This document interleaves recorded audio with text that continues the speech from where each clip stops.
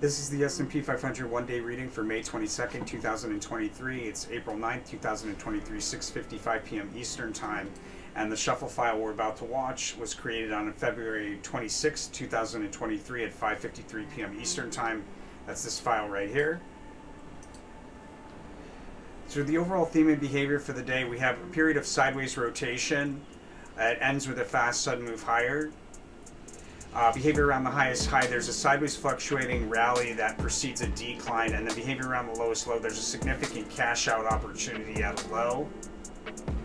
That's significant on at least a one-day scale, but probably on a multi-day scale here. When we look at the 1 month, we very likely have a significant trough here towards the end of the day of the 22nd, or on the cusp of the 22nd, 23rd somewhere, after a significant crest midday.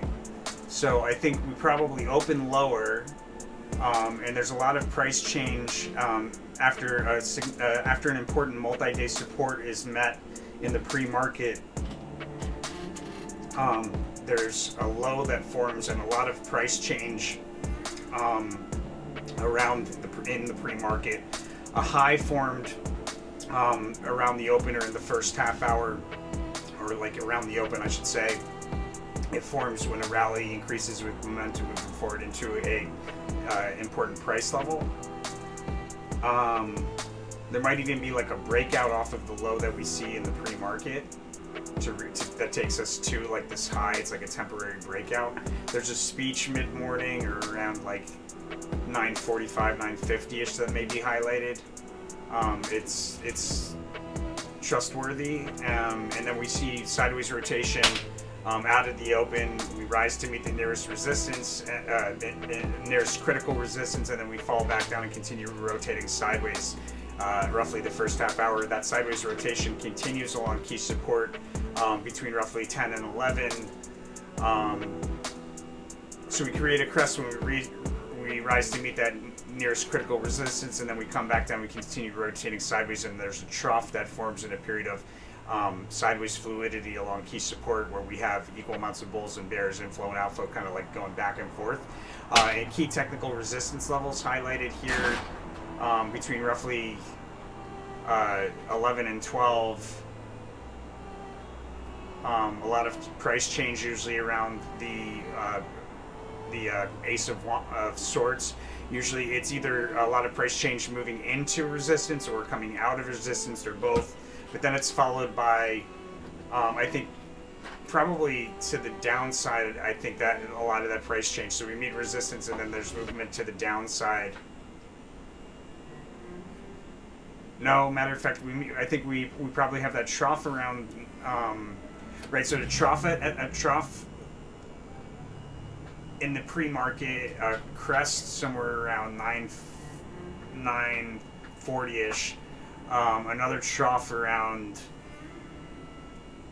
10:45ish, and then some erratic behavior. Let's see, downward behavior there to a lower trough.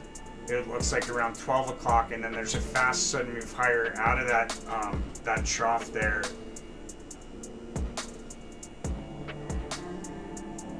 Yeah, there's a fast sudden move higher out of that trough, taking us to a resistance level that we've met several times before and we're unable to break through. So out of a low somewhere around probably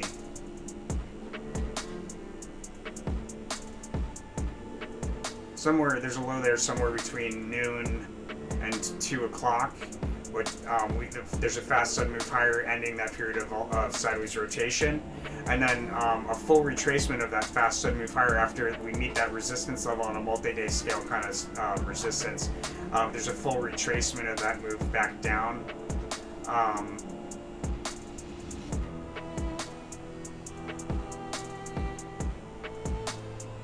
Yeah, there's a full retracement of that move back down to the downside. So like we go from like this fast sudden move higher to hit resistance.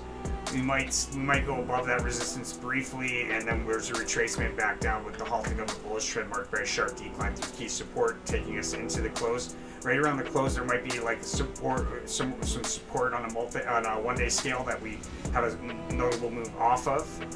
and then establish support again. But for the most part, my sense is that we have another low there. I think we have a low at the end of the day. And that move to the upside at the end of the day would be another opportunity to open up a short position. Science card.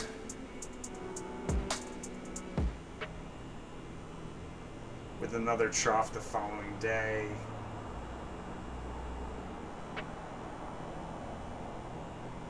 It gets kind of choppy here.